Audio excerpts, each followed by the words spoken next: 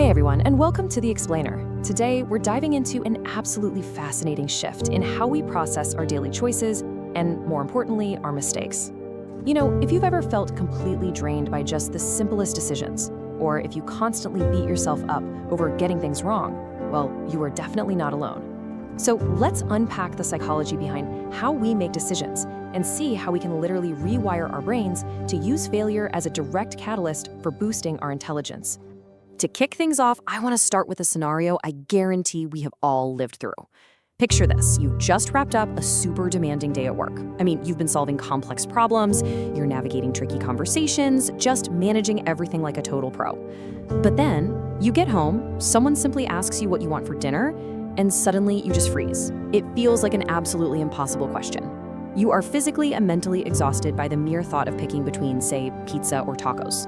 Why does this happen? Seriously, why do these tiny end-of-the-day decisions feel so incredibly draining after you've spent the whole day doing high-level thinking? Well, the truth is, this isn't just you being indecisive or suddenly getting lazy. Your brain is literally being hijacked. What you're experiencing is a systemic hijacking of your mind by something called choice overload. See, throughout the day, the sheer volume of choices you're forced to make just chips away at your cognitive reserves. It completely tanks the psychological link between delayed gratification and the quality of your decisions. By the time dinner rolls around, your biological machinery is just running on fumes, and your ability to make rational, effortless choices is entirely compromised. Okay, let's dive into the exact mechanism here. The system in your brain responsible for all this heavy lifting is your executive function. This is essentially the brain system used for planning and reasoning. When you get slammed by choice overload, your executive function effectively breaks down. It just gets fatigued. And when this critical system is exhausted, you inevitably fall back into emotional reasoning instead of logical planning. That is exactly why the dinner question feels like trying to climb a mountain. Your executive function just has zero juice left to process the options. All right, moving into section 1, the focused struggle, reframing the sinking feeling. So have you ever felt that visceral, awful sinking feeling in your gut right after you realize you've made a massive mistake? Yeah, we all have. We're taught from a super young age that this feeling of failure is a sign of weakness. We're essentially conditioned to believe that making a wrong move proves we just don't have what it takes, which really just reinforces the societal myth that intelligence is a fixed, unchangeable trait. But psychology actually views this entirely differently. In reality, failure is the ultimate training tool for a high IQ. How you handle a wrong move is literally one of the clearest indicators of how your brain is wired for intelligence. Because your IQ is not fixed, it can absolutely increase when you train how your brain actually thinks. And this all comes down to neuroplasticity. This is your brain's amazing ability to change and physically build new neural connections during states of confusion or frustration. So when you're trying to tackle a really difficult task and you start feeling deeply confused or frustrated because you're messing up, you aren't failing. You have actually just entered a biological state known as the focused struggle. That frustrating confusion, it's a literal biological signal that your brain is upgrading itself. It is forging brand new pathways. There is a really crucial difference here between an ego in distress and a mind that's actually ready to learn. On one side, you have survival mode. This is when you instantly react with frustration, you lean heavily on emotional reasoning, and you act as if your intelligence is totally fixed. But on the flip side, we have reasoning mode. This state is all about a calm review of the situation, active pattern recognition, and cognitive flexibility. When you hit that state of focused struggle, your immediate reaction dictates whether you stay stuck in that defensive survival mode or if you level up into reasoning mode. Which brings us to section 2, error-based learning, the machine metaphor. Let's think about the most advanced artificial intelligence systems in the world for a second. An AI machine stays exactly the same until new data changes it, right? It needs raw data, and specifically, it needs feedback from wrong moves to optimize and get better. Well, the human mind operates in a remarkably similar way.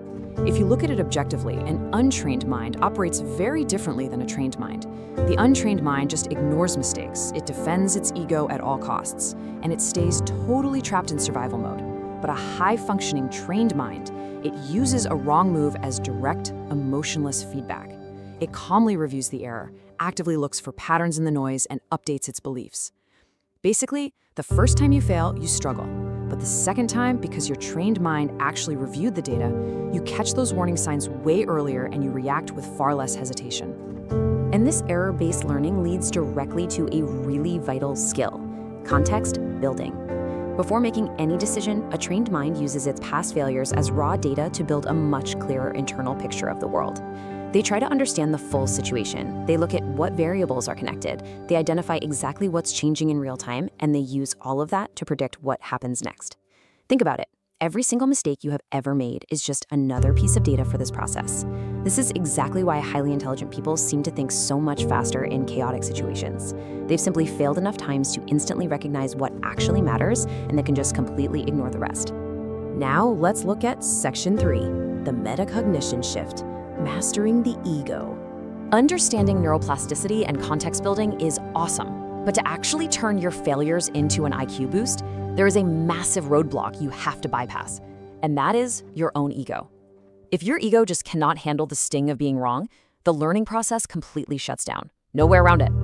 Psychology calls the solution to this metacognition. Simply put, it's thinking about your thinking. It is literally the ultimate psychological tool to overcome emotional reasoning and protect your executive function. Instead of fiercely defending your ego when you mess up, metacognition lets you step outside of yourself. It streamlines your daily choices and vastly improves your decision-making quality, mostly because you're no longer just blindly reacting to your own emotional defensiveness.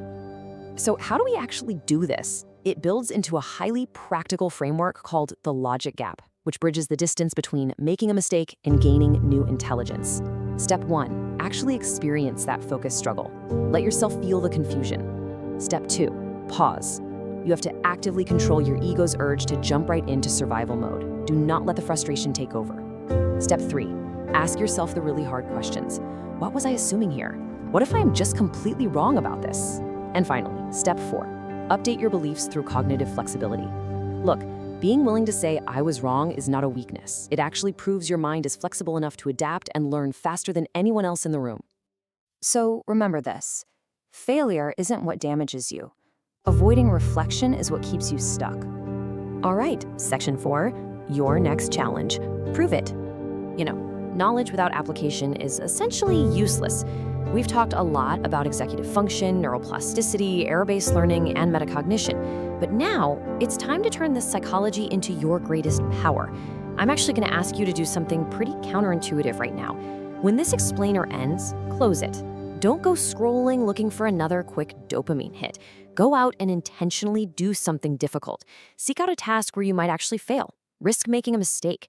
I really want you to prove to yourself that you can trigger your own neuroplasticity and handle that focused struggle without your ego forcing you into survival mode. Come out smarter on the other side. I will leave you with this final thought to carry with you today. When that next inevitable mistake happens, and trust me, it will happen, will you stay in survival mode, protecting your ego while your executive function completely drains away, or will you embrace the logic gap, utilize metacognition, and use your next mistake to literally upgrade your intelligence? The choice and the cognitive power that comes with it is entirely yours. Stay smart, stay curious, and keep learning.